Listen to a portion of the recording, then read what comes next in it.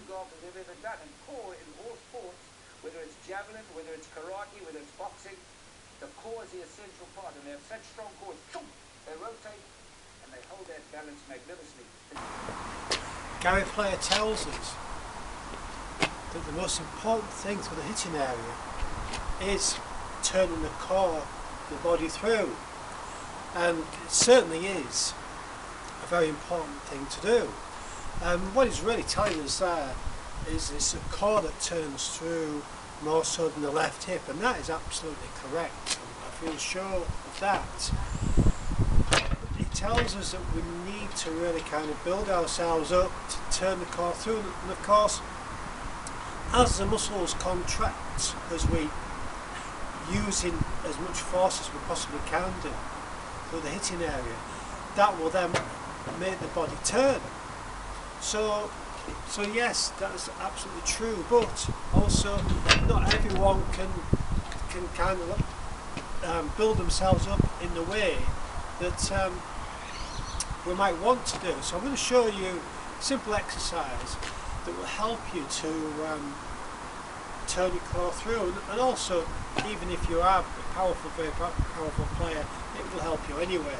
So it's just a simple breathing exercise. And you see, of course, one reason why it is important, because we need to breathe in the backswing. However fit we are, the fitter you are, the more it will help you, and that will help us to turn. And also, when we don't breathe out at the start of the downswing, there's one thought we should do, we breathe out when we get into the hitting area. So this is the exercise. So get into the address position,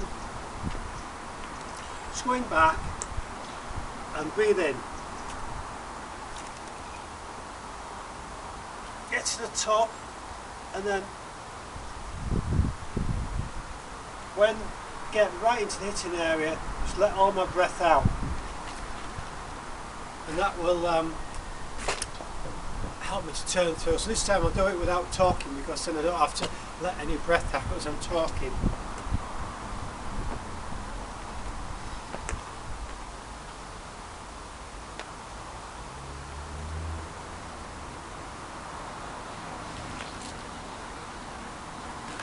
So that will help you to turn through. But of course, we need to get the right eye over the ball at the impact. Now, trying to turn your core won't really help you to get your right eye over the ball at impact. Or learning to turn your core, you can't really consciously think of turning your core. That's a big problem. Turning your core won't help you to get your right eye over the ball at impact. But